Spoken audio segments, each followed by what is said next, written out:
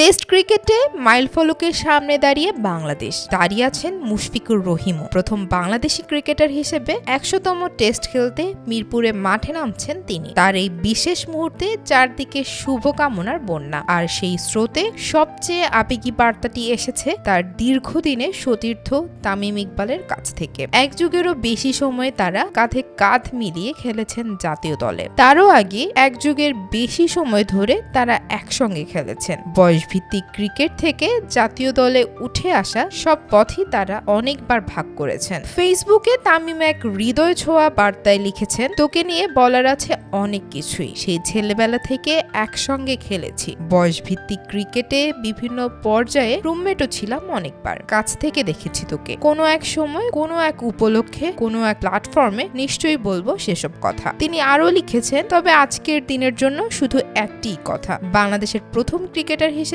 ১০০ test খেলার মাইলফলক তোর চেয়ে বেশি আর কেউ ডিজার্ভ করে না। আশা করি ভবিষ্যতে এই অর্জনে তোর পাশে নাম লেখাবে আরো অনেকেই, কিন্তু তুই প্রথম, এটা তোরই প্রাপ্য। রাবিতা খন্দকার, বাংলা বাজার পত্রিকা।